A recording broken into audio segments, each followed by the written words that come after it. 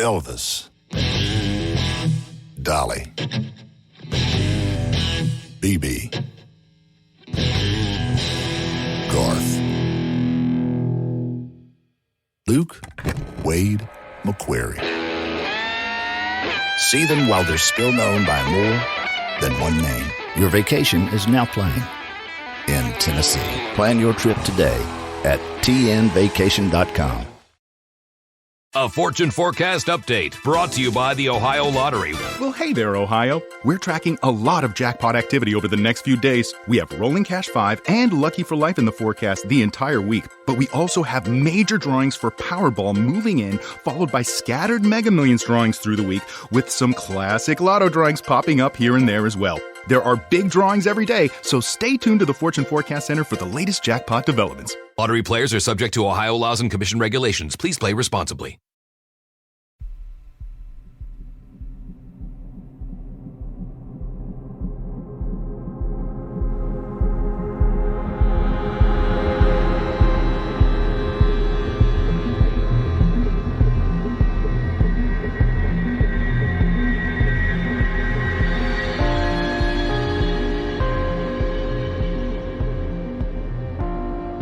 Hello and welcome to mini episode 240 of Real Life Ghost Stories, and I have 3 spooky stories for you today, and the last story comes from November the 30th, 2022, and story number 1 comes from Liz. There is a mission-style 4-plex apartment building, one of many such styled buildings in the flatlands of Berkeley, California. When I moved there in June 1976, it was painted a pale blue lavender and had palm trees in the front. Inside was very quaint but run down.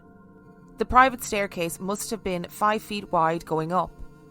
The one bedroom was separated from the living room with French doors, and with an eating nook, private laundry room and back stairs down the yard. It was a nice place. I lived there peacefully by myself for 3 years before this happened. The night before, or rather the morning of, I was awoken by a big noise in my closet. Everything had fallen off the shelf at once. I thought it was probably one of our earthquakes and went back to sleep. There was no earthquake.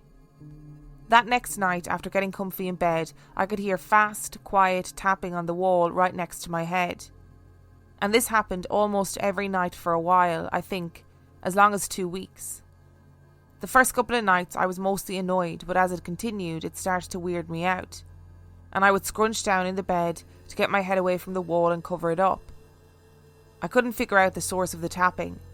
It was not caused by water pipes.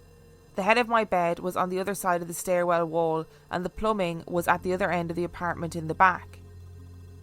Then one night I lay down to go to bed and had barely gotten snuggled in when in my left ear I clearly heard a sing-song female voice say, "Lizzie, I'm here with you." Well, I leapt up out of bed, smashed the light on and proclaimed, "Oh no, you're not." I marched around the apartment, turning on every light and making a stand in every room. And then I got tired and went back to bed. There were no more utterances from the unseen, and that was the last of the tapping. I lived there for another year.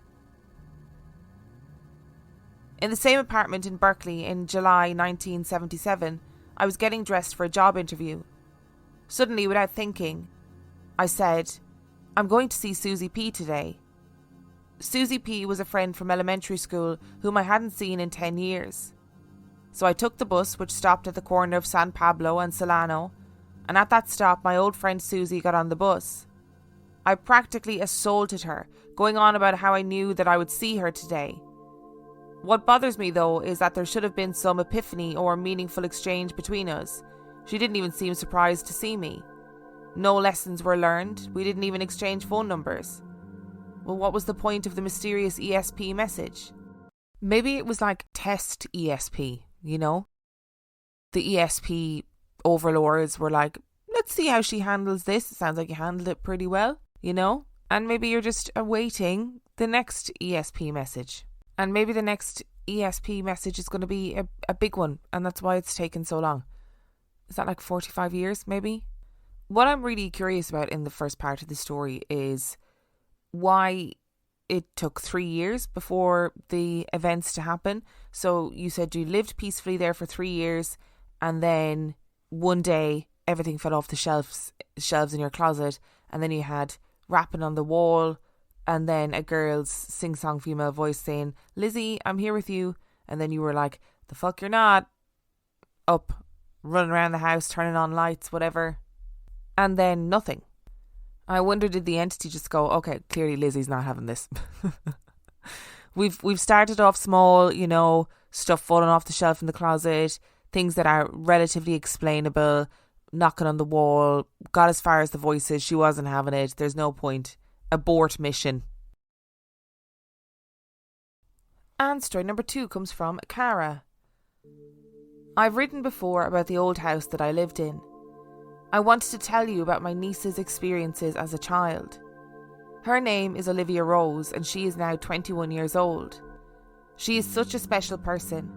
She was born on April the 1st, so our family calls her our April Fool's baby. When she was very little, maybe around 3 or 4 years old, she had these imaginary friends, Izzy and Axel. She would play with them and make her mother and grandmother set a place for them at meals. They would even have to buckle them into the car when they would go places. From what my sister-in-law could gather, they were a boy and a girl who were older than Olivia. This wasn't odd, she had older cousins and family friends who would play with her.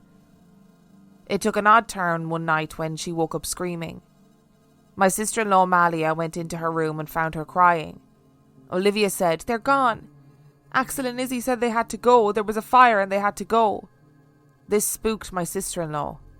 We live in an old but small town, so my sister-in-law did some research. There used to be a mill and farm up to the road, not too far from my brother and sister-in-law's. In the 1840s there was a bad fire. Most of the farm was lost, along with 2 small children, Izzy who was 5 and her cousin Axel who was 7. When my sister-in-law read this, she got chills. Olivia had been playing with these ghost children this whole time. Our family had taken them in and fussed over them like they were real. A few years later, they moved into an old house that was on an apple orchard that had once been the main farmhouse. This was one of those huge, beautiful homes. It had been converted to about 4 or 5 apartments. My brother and sister-in-law were on the 2nd floor. One night, Malia was doing laundry with a neighbour. The washer and dryer were in the basement. As they were about to walk up the big staircase to the 2nd floor, Olivia started giggling, saying, "That silly man, Mommy, he's making me laugh." That was a big nope for my sister-in-law. She and her friend grabbed Olivia and went to the apartment. She would randomly talk to this silly man and say he was like Gary, the owner of the house. Gary was our parents' age, and it was his grandparents' home that he had converted into apartments. One night Gary came over with some old family photos. He casually left them on the living room table where Olivia was playing and walked away. Moments later she came running in. "Mommy, Mommy, look, he's the silly man." The photos were of Gary's grandfather. He passed over 50 years ago and was the original owner of the house. Just as a side note, in 2006 I got married. She was my flower girl. My sister-in-law went to a local seamstress who was a well-known medium. She's a very sweet woman from the islands. I had my own experiences with her. Malia said she walked in with Olivia's dress and she looked at her and said, "This little girl's birthday is in the beginning of April. She is closer to your husband's family than yours." She also knew that Olivia could see things. She told her that she would lose this once she started to get older, but the spirits like her and feel safe around her.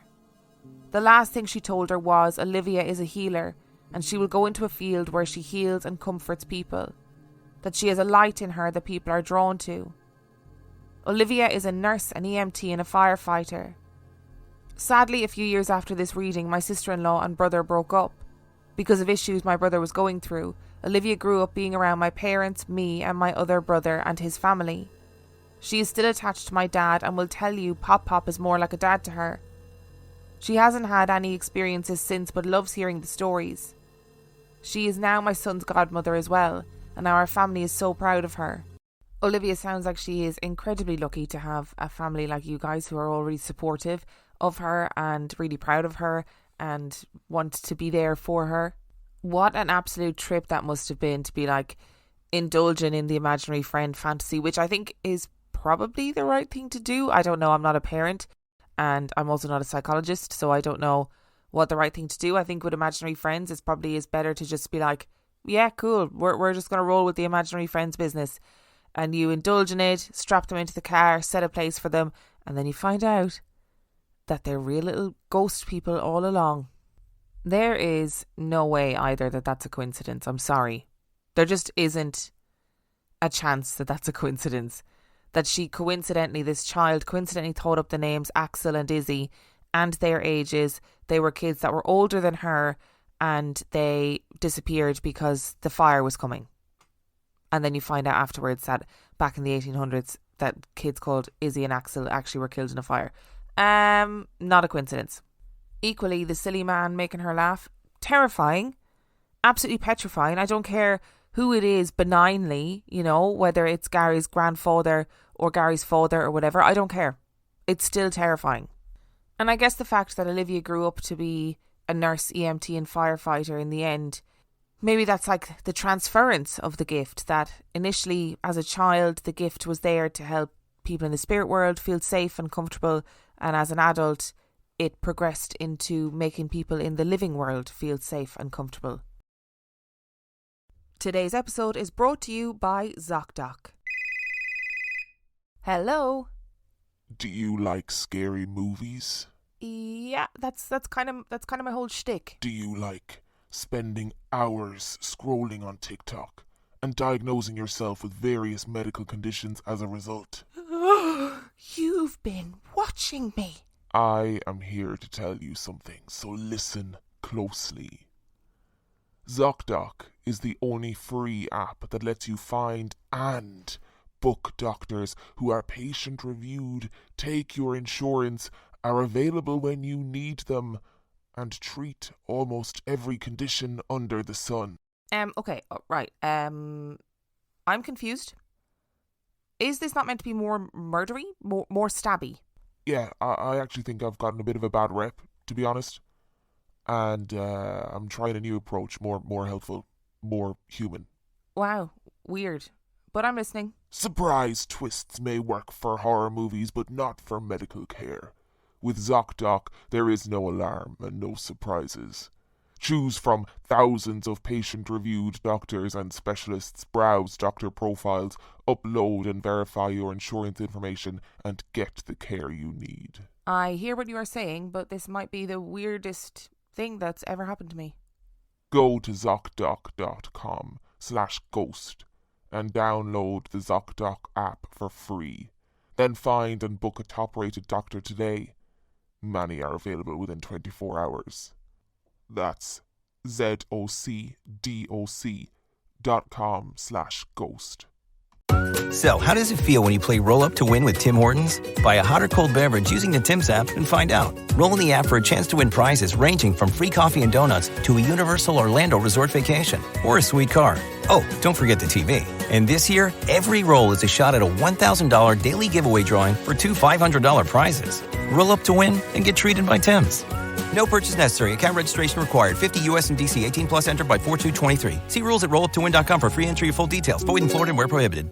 A Fortune Forecast Update brought to you by the Ohio Lottery. Well, hey there, Ohio. We're tracking a lot of jackpot activity over the next few days. We have Rolling Cash 5 and Lucky for Life in the forecast the entire week. But we also have major drawings for Powerball moving in, followed by scattered Mega Millions drawings through the week, with some classic lotto drawings popping up here and there as well. There are big drawings every day, so stay tuned to the Fortune Forecast Center for the latest jackpot developments. Lottery players are subject to Ohio laws and commission regulations. Please play responsibly.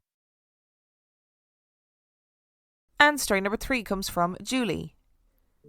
On one episode you mentioned not knowing that there were spiritualist churches around. I live near an entire spiritualist community, the Lilydale Assembly in Western New York, which claims to be the largest spiritualist community in the world. The community was established in 1879 and has been visited by many famous people who came to consult the mediums, including the American President FDR, Sir Arthur Conan Doyle, Mae West, Harry Houdini and Gandhi. I had a great aunt who regularly consulted the mediums when she had questions in her life. When my dad was a teenager, he got into a major car accident. He was approaching a stoplight with the sun in his eyes, didn't see the light change, and another car slammed into the driver's side door. My dad's head went through the windshield and he shattered both femurs. This was in the 1950s and his injuries were life-threatening. His Aunt Ruth went up to the Lily Dale to ask the mediums if her nephew would survive. Then came to the hospital to report the positive result. My dad would live, she announced, if he stopped flying. My grandpa, who had always thought this aunt a bit daft, apparently burst out laughing. Here was proof that the mediums were just full of it. But then my dad confessed that he had secretly been taking flying lessons. After getting out of the hospital months later, my dad didn't resume flying lessons. After my mother's cancer diagnosis, she came to live with me and my husband in order to receive treatment in Boston, where we lived at the time.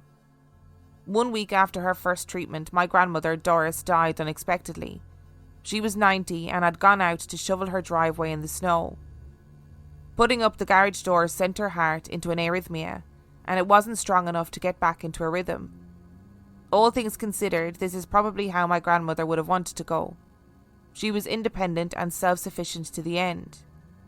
Side note, she was a hairdresser who started working for herself during the Great Depression after her first husband died, and she had clients lined up for the coming week. At the time, we had an upstairs neighbour, Eva, who was a Roma woman from Budapest with whom we'd gotten to be friendly. When I told Eva about my grandmother's death, she nodded and said, "The next thing is, you're going to be pregnant." I literally laughed at her. I was in grad school, my mom was battling cancer, we weren't planning on having kids then, this clearly was just not going to happen. And 2 weeks later, I was pregnant. This time it was Eva's turn to laugh at me. She said, "I told you so. Your grandmother is a strong woman. She's coming back to make sure you and your mother are okay." I didn't think too much about it until after our son was born and started developing his own personality and gestures. He started doing things that were uniquely Doris. For example, when my grandmother was in her late 80s, she didn't have much of an appetite. When my mom encouraged her to eat more, my grandmother would respond with a languid twist of the wrist, waving my mother's encouragement aside as if to say, "Back off and mind your own business." When our son was 6 months old and having his first cereal, I would encourage him to keep eating as one does with picky babies. When I pushed him to eat more food, but he was done, he would twist his wrist and wave at me, just like my grandmother had done. There were a lot of little things like that, and it became kind of a joke with me and my husband. We would ask, "Doris, are you in there?" when our son did something that was a Doris thing. The most obvious Doris thing that happened was when my son was 5 years old. My grandmother was a talented knitter and would knit every night, everything from lacy sweaters and mittens to doll clothes and dish rags, and she taught me to knit. One year when I was teaching in a summer camp, I ran a crafting class teaching 7th and 8th grade girls how to knit.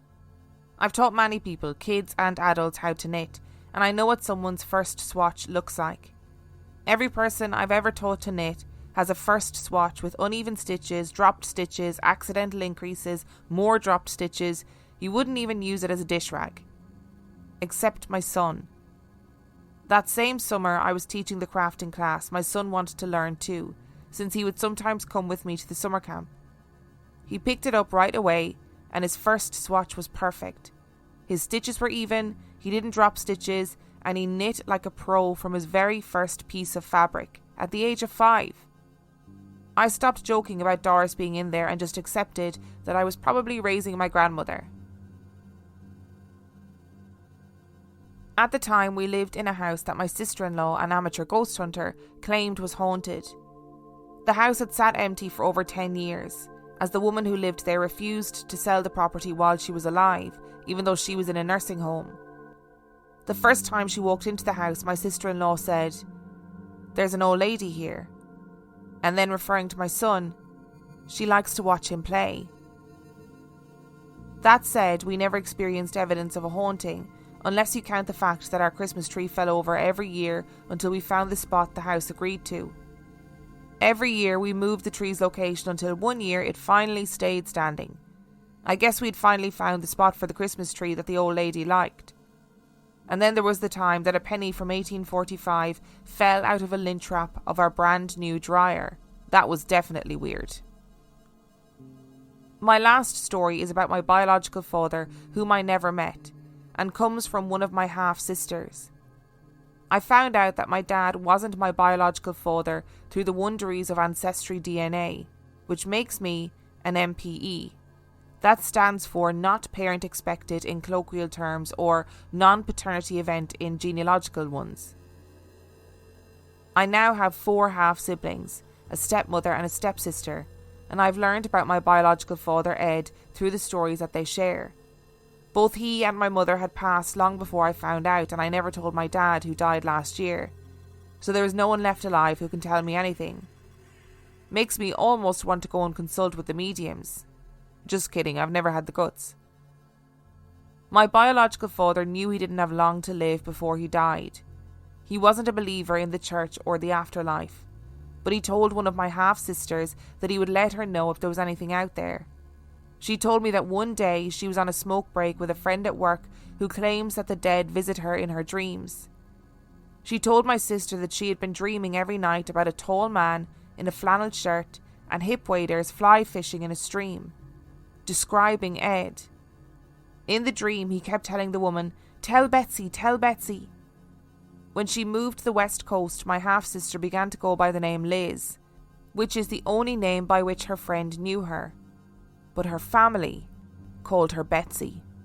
Yeah, I was so naive to the spiritualist community up until really recently. Like, I just very stupidly thought that the spiritualist church had sort of died out. Turns out it hasn't. There's a spiritualist church in Canterbury. I've been to it. I did a Patreon episode where I talked about my experience in the spiritualist church. I went just because I was interested, because I didn't really know anything about the church. I didn't know what it would entail going to it, and it was very fascinating. And I can completely see why people would go there in times of crisis, even if it wasn't kind of strictly something they would do normally. Like, I totally understand it. And even though I'm skeptical and all of those things, if I went to a medium and had that sort of experience, and then, or if, like your dad, they said, you know, you're going to be fine as long as you don't take flying lessons again, and you've secretly been taking flying lessons and nobody knew about it, and they obviously didn't know about it. Like, I probably wouldn't risk the flying lessons again. I think at that point I'd be like, okay, I've survived this horrific car accident, which, like you said, in the 1950s, life-threatening injuries, and I don't know if I want to be tempted fate by flying around in the sky. And I love these stories of children sort of encapsulating the ones that we've lost and loved and all of that jazz. I mean, it's kind of freaky that your neighbour was like, you're going to be pregnant next, and then it's absolutely not on your radar whatsoever, and then suddenly you end up pregnant and your kid is the embodiment of your dead grandmother. It's pretty freaky. And as somebody who learned how to knit in primary school, knitting is hard. Knitting is not easy, especially when you first start. It's very easy when you first start and you're not concentrating as much as you should be to, like, drop a stitch, increase a stitch, etc., etc. So it's pretty incredible to be 5 years old and to be able to do a perfect swatch on your first time of knitting. I honestly am a little bit speechless about the last story. I do know intellectually that it happens to people who go on to Ancestry DNA and find out, like, their dad isn't their dad, or, you know, their siblings aren't their biological siblings or whatever. I just don't know how you would process that. Like, I am just a little bit baffled by it, I think. And I completely understand not telling your dad, because obviously there is a point in life where you think, what benefit is it to him now to know? But I'm sad for you that your mother and biological father weren't alive so that you could have a conversation with them about it, because that must have just been absolutely crazy. And equally as crazy that your sister's friend had been having this dream and she wasn't even going by the name that was used in the dream. Good stories today. They've all kind of made me think and put me a little bit on edge, to be honest. Thank you so much to Liz, Cara and Julie for sending in your stories. Remember, the last story came from November the 30th, 2022. And if you would like to send in your story, you can do so by emailing it to reallifeghoststoriespodcast@gmail.com. You can also check out the website reallifeghoststoriespodcast.com. And if you are desperate for extra content, you can sign up to Patreon. That is patreon.com/reallifeghoststories, where for $5 a month or $2 a month, you get access to heaps of extra content, as well as every single main and mini episode completely ad-free. And on that note, I shall see you next time. So, how does it feel when you play Roll Up to Win with Tim Hortons? Buy a hot or cold beverage using the Tim's app and find out. Roll in the app for a chance to win prizes ranging from free coffee and donuts to a Universal Orlando resort vacation or a sweet car. Oh, don't forget the TV. And this year, every roll is a shot at a $1,000 daily giveaway drawing for two $500 prizes. Roll up to win and get treated by Tim's. No purchase necessary. Account registration required. 50 U.S. and D.C. 18 plus entered by 4/2/23. See rules at rolluptowin.com for free entry and full details. Void in Florida and where prohibited.